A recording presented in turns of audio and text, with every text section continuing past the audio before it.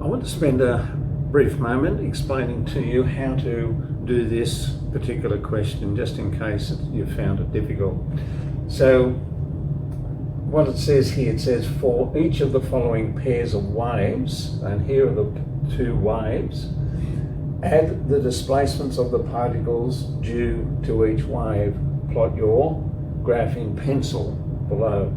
So two waves with equal wavelength. So first of all, we've got the white wave, the white dots, and we've got the black wave, the black dots. And they are of equal amplitudes, okay, so they've got an amplitude of 1 unit, and they are slightly out of phase.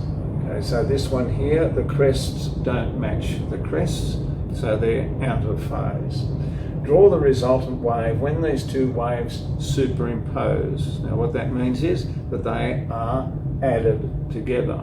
Now in order to do that, we need to have a look at the displacement first of all of the black wave, which is 0, and then the white wave.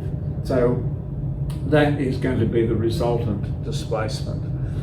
In the next case here, we've got the white wave is displacing the particle to that distance, and then the black wave is trying to displace the particle this distance here, so that's a 0.5 of a unit. So that means our resultant position is going to be up here. And then the next one, we've got the figure here of round about 0.8, okay, added onto the white wave, so the black, adding the black onto the white, so that gives us a position round about there perhaps.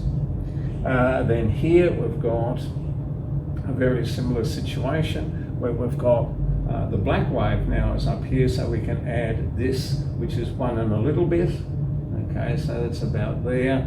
And then in the next case we've got the white displacing the particle that distance, the black there, so here that's going to be the resultant, roughly the resultant position.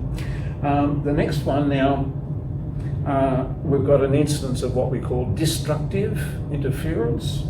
So here we've got the white wave displacing it in this direction, the black in that direction. We're going to have to subtract this from that. So that would bring this to round about here. Now, in the next case again, we've got destructive interference. The white pushes the particle this distance, the black pushes it this way, so adding those two, we've got a point there. Now here we've got constructive interference again, where we add the two, so it's this one plus this distance, so that's around about there. So we do that for the remainder of those particles, and then what we do is we connect these by a smooth curve.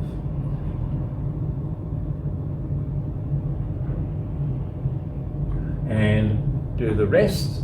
So we are then able to measure things like the amplitude and the wavelength once we've got that addition complete.